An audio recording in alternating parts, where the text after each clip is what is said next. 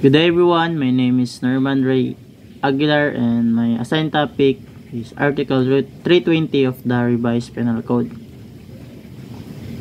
Before I proceed to my assigned topic, let me define first the arson. Arson is defined as the malicious destruction of property by fire. In general, nakomit ang arson by means of fire. For example, gisunog sa isa ka tao ang property sa isa ka tao. And arson is classified into two kinds, which is destructive arson and the another types of arson. So my assigned topic is Article 320 of Revised Penal Code, or the destructive arson. Article 320 of the Revised Penal Code, as amended by RA 7659, contemplates the malicious burning of structure, both public and private, hotels, building, edifice, train, vessel, aircraft, factories, and other military, government, or commercial establishment by any person or a group of person. So, ang Article 320 na amended by RA 7659, then ang RA 7659 is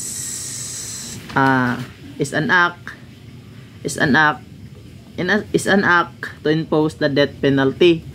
So, meaning to say, diri sa destructive arson is ang penalty ani is taas, unlike sa ubang types of arson. So for example, there is a destructive arson is an act of burning the government property like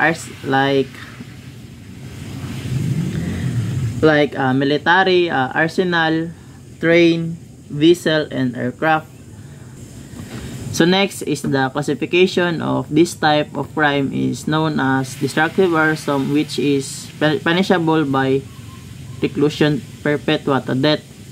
So like what I said earlier nga na-amended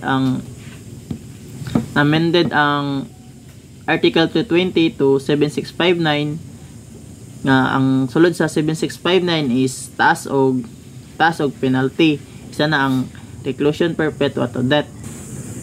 So the reason why taas ang penalty sa destructive arson, para ma-discourage ang gakomit. Syempre makabalo ka sa penalty nga reclusion perpetua to death, ma-discourage yung and also to prevent the destruction and the property, and also the lives.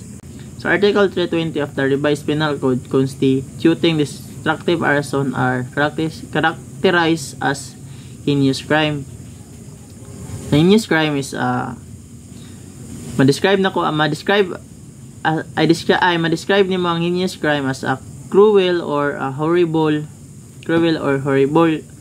like crime nga murder, forcible rape, especially ang arson. The next is the nature of destructive arson is distinguished from simple arson by the degree of severity of viciousness of the criminal offender.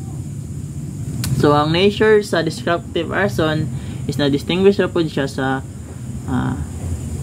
simple arson, kay tungod ang arson ay na-distinguish ra po siya sa arson. Ang kalahian lang nila, ang destructive arson is high ang penalty, then ang simple arson is less lang ang penalty. Next is the act under the destructive arson and the penalty of the destructive arson. So disclaimer lang, mora ni ang example, mora ni ang act, kumbaga mora ni ang example sa act of under sa penalty of reclusion perpetua to death. First is one or more building or edifice consequent to the single act of burning or as a result of simultaneous burnings committed on several or different occasions.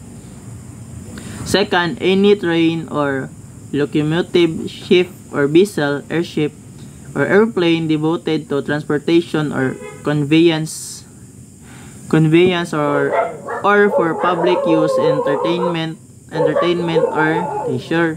Then third is any arsenal, shipyard, storehouse, or military powder or fireworks factory, ordnance, storehouse, archives, or general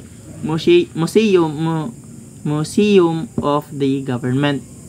So mo lang na siya ang some acts under the penalty of reclusion perpetua to death. So mo lang to akong report, sir. Thank you.